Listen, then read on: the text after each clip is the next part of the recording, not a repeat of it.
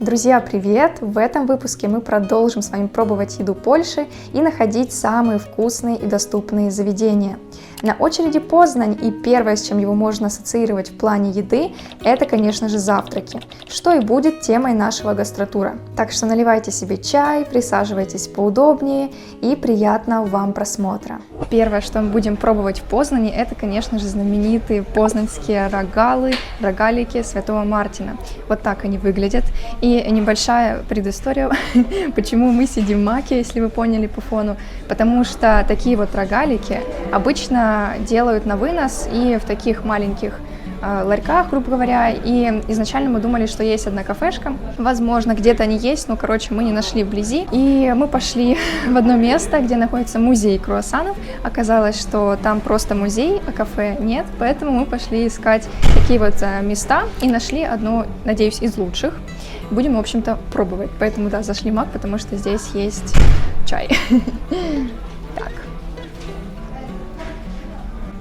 Это очень сладко. Эти рогалики делаются, так внутри выглядит, сделаны из белого мака, тут есть глазурь, разные орехи. Ну, белый мак это прикольно. Плюс чувствуется такой апельсиновый вкус. Я вообще не люблю, когда добавляют апельсин, куда бы то ни было, в любые десерты. Но в этом мне нравится. Это странно. И с чайком запьем маковским. Класс. Рогалики вкусные. Единственное, они холодные, но это понятно, потому что это готовится на вынос и, скорее всего, с самого утра, а мы уже в 12 часов их пробуем. По цене вышло 15 злотых за один рогалик. Где-то можно найти дешевле, где-то дороже, но не суть. По оценке я ставлю 4 из 5, потому что булочка, да, вкусная, обычная вкусная булочка с маком, как по мне, но при этом слишком сладкая, и цена все-таки немного высокая, как для одной булочки. И, кстати, я вот ела и думала, что похожее я уже ела в Польше, и вспомнила, что мы в разных городах уже успели попробовать маковик, или как он тут называется, и вкус вот точь-в-точь такой же, то есть, по сути, форма другая, а вкус тот же. С рогаликами Святого Мартина связана одна интересная легенда. Святой Мартин был римским солдатом. Однажды, въезжая с армией в Амьен, он заметил у городских ворот нищего.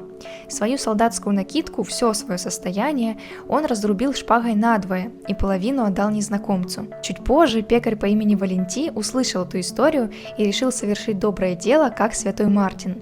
В ночь перед ярмаркой он услышал стук копыт лошадей по дороге снаружи, выглянул в дверной проем и увидел лежащего на снегу рыцаря в сияющих старинных доспехах на коне и с подковой. Эта встреча вдохновила его на то, чтобы испечь пирожное в форме подковы с маковой начинкой. На следующее утро после мессы он раздал свою выпечку бедным. Все были так увлечены идеей Валенти, что эти рогали с тех пор пекли каждый год. А теперь их пекут только в кондитерских, имеющих специальный сертификат. Ежегодно познанцы потребляют около 300 тонн этого деликатеса. Сегодня мы пришли с вами в Манекин. Это блинная, которая находится в старом городе Познани. Это очень популярное место и при этом бюджетное. На нем стоит всего лишь $1 на Google картах. И при этом здесь 10 тысяч отзывов, и многие очень положительно отзываются об этом заведении, поэтому мы сюда пришли. И первое, что бросилось в глаза здесь, это интерьер, очень красивый, атмосферный. Прям не скажешь, что это бюджетное место. Хотя, опять же, $1 это так, условно. На самом деле место не очень бюджетное, просто продукты такие, блинчики и панкейки.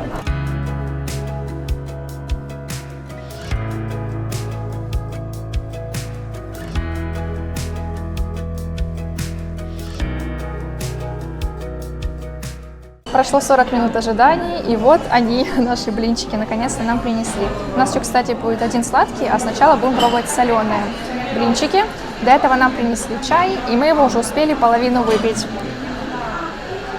Обычный зеленый чай с лимоном, но не очень дорогой. И что ж, давайте уже, наконец, есть. Первый блинчик будет у нас с жареным лососем, крем-сыром, шпинатом и укропом. К нему идет чесночный соус. Ну, там на выбор можно выбрать разный соус. Мы выбрали к рыбе чесночный, подумали, что будет хорошо, будет вкусно. И, как оказывается, тут еще добавляют салат из капусты.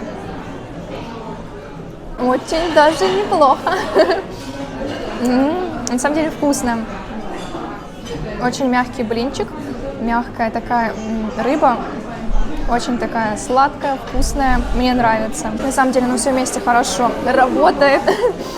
Очень вкусное сочетание сыра с рыбой, еще и зеленью. Это идеально, это стоило того, чтобы подождать 40 минут. Так, ну еще салат заодно давайте. Салат сладкий, кстати. Хрустящий такой, свежий. Очень подходит. Ну, с рыбой мне нравится. Сейчас попробуем с курицей, там тоже обалденное сочетание. Итак, дубль 2, блюдо 2.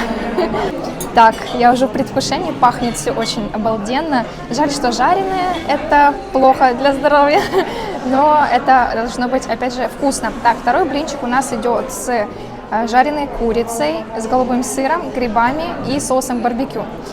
Фух, прокачиваем память вместе с Катей. На самом деле полезная практика.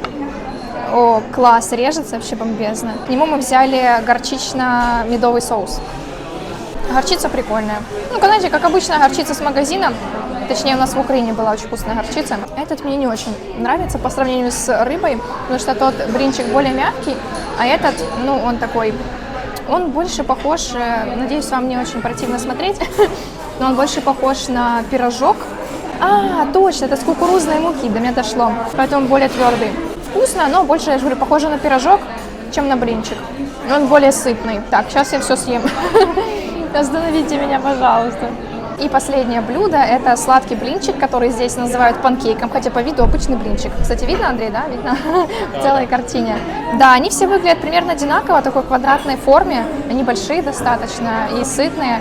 Так, давайте попробуем. Здесь маскарпоне, бисквит, клубника, там можно на выбор ягоду выбрать, и какая-то манекинелла. Я не знаю, что такое манекинелла, перевода не было в Google переводчике. Давайте пробовать. По вкусу чисто сливки. Даже не прям мороженое, вот сливки. То есть это не сладко, но это жирно.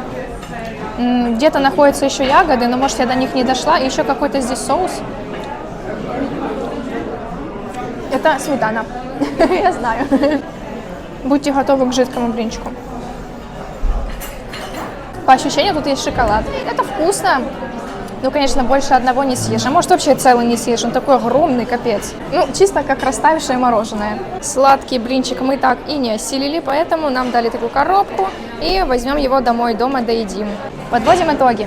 Все это вместе, 3 блинчика и 2 чая вышли нам 95 злотых. Это, в принципе, недорого. И вы можете спокойно прийти сюда, взять один какой-то блинчик соленый, например, чтобы поесть так полноценно. Не обязательно завтрак. Вот, и какой-то напиток, это вообще будет немного, ну вот, например, 25 злотых плюс чай 6,5, то есть около 30 злотых. Здесь классный интерьер, очень вкусная еда, как вы поняли, но единственное, здесь очень много людей, большая нагрузка у работников, поэтому здесь могут быть очереди, мы постояли в очереди где-то минут, наверное, 5-7, а сейчас прям вообще огромная собралась. Короче, недорого, вкусно и сытно. 5 из 5. Погнали дальше. Новый день, новое место. Сегодня будем пробовать с вами бейглы. Бейгл – это, проще говоря, бублик, который, вероятнее всего, имеет еврейские корни и был создан в Кракове в районе Казимеш. Первые упоминания о бейглах были еще в 17 веке, и да, позднее еврейские мигранты привезли его с собой в Америку. Сейчас же это супер популярное блюдо в Польше, поэтому мы не смогли его не попробовать. Мы заказали 3 бейгла, 2 соленых и 1 сладкий. И давайте уже быстрее пробовать. Мы полчаса уже сидим, все снимаем, все кадры необходимые. Итак, первый будет у нас лососем с каким-то сыром, красным луком и зеленью. Так выглядит очень красиво, привлекательно и пахнет, кстати, вообще бомбезно. Тут каждому бейглу можно выбрать свой вид. Там есть несколько вариантов этих бубликов с какими-то определенными семенами, там еще с чем-то. Не получилось. Жуется сложновато, но рыба, конечно, вкусная, такое все солененькое. Лук хрустит. Я, правда, не могу весь вкусить, для меня это мега сложно. Реально странно, как будто булочки залежены, знаете, из-за чего они такие твердые. Но сам вкус обалденный, как бы вопросов нет. Еще один мы взяли с мясом, с курицей. Я не знаю, как его съесть, просто выглядит он вот так вот. Сейчас будем как-то давить. Вообще по виду как бургер, выглядит прикольно. Ой, с богом. Этот вкуснее намного. Да, короче, тесто у них какое-то твердое, но вот начинка с курицей и майонезом это просто. Это лучше бургера, вкуснее бургера. По вкусу чувствуешь курицу жареную. Есть тут капуста, зелень, что добавляет хоть какой-то свежести этому мучной бомбе. И очень-очень вкусный соус. Это как майонез с чесноком. В общем, очень вкусно. Класс. Мне нравится. И последний бейгл сладкий с джемом. И не помню больше с чем, но он такой плоский достаточно. С маскарпоне, да, с сыром. У меня аж челюсть хрустит, блин, ну ё-моё. Тесто реально очень мега твердое, что меня смущает, но начинка интересная. Короче, сладкий вкусный, но соленый, как по мне, вкуснее из курицы. Это просто белиссимо. Время подвести итоги. Сразу скажу, что оценку до месту я ставлю 7 из 10. Почему? Потому что, вообще это такая смешной момент, такая шутка, то, что в месте, у которого уникальная фишка бейглы сами по себе, именно они не зашли вообще. То есть тесто само по себе очень твердое, его тяжело жевать, у меня реально очень устала челюсть, мы еще 3 штуки взяли. Вот, а начинка это просто, вот это все 7 баллов за начинку. Вот, по цене вышло 97,7 злотых. Это за 3 бейгла и 2 латте больших. Но стоит учитывать, что всегда, когда мы делаем заказы, мы заказываем больше для вас, чтобы показать больше разных вариантов, а на самом деле вам хватит, например, одного бейгла. И тогда вы не будете столько тратить, выйдет меньше. А еще про десерт. Десерты не заказывайте. По крайней мере, нам как-то не повезло. Там было очень мало начинки и не хватало какой-то свежести, потому что по вкусу это было очень жирно, вот как сливки с джемом, все. А стоило бы добавить туда каких-то ягод и фруктов, было бы повкуснее. Вот, а соленые топ. Соленые берите, разрешаю.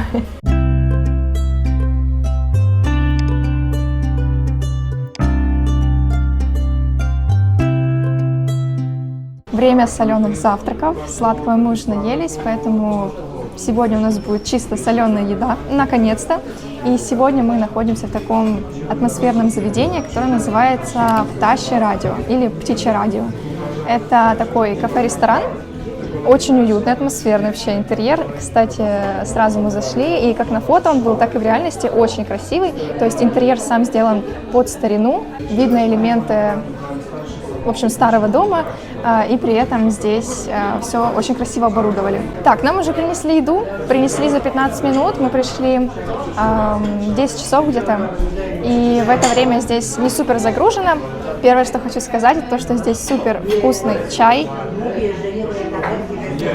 какой-то вообще максимально необычный. Мы заказали зеленый чай, что-то там жасминовая сакура, и оказалось, что он со вкусом как печенька. Мы заказали 2 блюда, не 3, в этот раз 2. Первое — это вот такой вот наборчик. Тут находятся жареные яйца, очень такие малютки, хлеб, бобы, горчица, грибы, сосиски и масло. Короче, типичный завтрак, да? Попробуем, потому что пахнет обалденно. Это, кстати, первое блюдо English Breakfast. Боже, я 100 лет хлеб не ела. Ну, пока все такое довольно обычное. Все попробую и скажу. Это вкусно, жирно и немного слишком соленое. Короче, блин, знаете, вот тут не хватает какой-то зелени, салата, поэтому сомнительное впечатление. А вот, кстати, бобы вкусные, они такие в томатном соусе, сладенькие. Сюда бы добавить какого-то огурца, и было бы более приятно это есть, потому что хочется выпить чай. Ну, наверное, не зря это English Breakfast, после него, наверное, хочется English Tea. Так, ну, в общем, общее впечатление, наверное, на 8 из 10 за счет того, что это слишком жирно и тяжело для восприятия. Это такой типичный завтрак, который часто едят многие люди, но лично для меня это немного жирно. Следующее блюдо — это гзик бейгл. Да, мы снова попались на бейгл. Здесь они тоже есть, выглядят они вот так. По размеру они меньше и, наверное, удобнее их есть. Короче, гзик — это какой-то такой определенный сыр, или можно сказать творог. Также здесь есть шпинат, лук. В общем, сейчас попробуем. Так, ну, по крайней мере, это тесто мне нравится больше, потому что это по ощущению, ну да, поджаренная булочка, поэтому она более мягче, чем в прошлом заведении. Вы помните, там вообще было невозможно его прожевать, челюсть болела. Но здесь это вкусно. Вообще, я, конечно, не поняла, что здесь еще есть. Ну ладно, по сути, в основном это, да, творог, шпинат, хоть какая-то зелень. Ну, для завтрака, в принципе, нормально. Да, углевод, но это вкусно. В этом заведении есть не только завтраки, есть также обеды и ужины. И они просто подаются в разное время дня, логично, да? И, собственно, как вы придете по времени, такое меню и увидите. Мы пришли специально на завтраки, потому что у нас такая идея видео, и в целом я довольна этим местом, поэтому советую сюда вам прийти. Фух, ну здесь, конечно, и сытно. Мы с Андреем взяли по одному блюду на каждого, и этого оказалось вполне достаточно, больше брать не нужно. Я очень наелась. И сразу скажу, что это вышло по цене 70 злотых. Наверное, наша самая бюджетный поход в ресторан. 70 злотых это за 2 блюда и чайник чая, короче говоря. И еще нам дали конфетки, мелочь, а приятно. И что мне особенно понравилось, это то, что я вообще люблю такие заведения, где до деталей продуман весь интерьер, и можно очень долго что-то рассматривать. Это бесконечный процесс, и то, что каждое место отличается от другого. Например, мы сидим за таким местом, здесь у нас над головой есть скворечник с птицами, название же такое, да, в честь птиц. Дальше сзади нас находится диван, там находится еще одна инсталляция, там на стене сердечки висят, и, в принципе, тут каждое место уникальное, и это классно. За интерьер, обслуживание, еду и расположение я поставлю 9,5 балла из 10. Полбалла заберу чисто за то, что не хватило салата и какой-то свежести, то есть было немного жирно. А так, место классное, и не зря у него высокие оценки, поэтому советую вам сюда прийти хотя бы раз. Ну что, в этом видео мы посетили с вами 4 разных ресторана в Познане и попробовали местные завтраки. Если подвести итог, то больше всего мне понравились блины в Манекине, и сюда я бы точно вернулась. Ставьте лайк, если вам было интересно, и пишите, что нам обязательно нужно попробовать больше. А мы увидимся с вами совсем скоро, в следующем видео. Пока!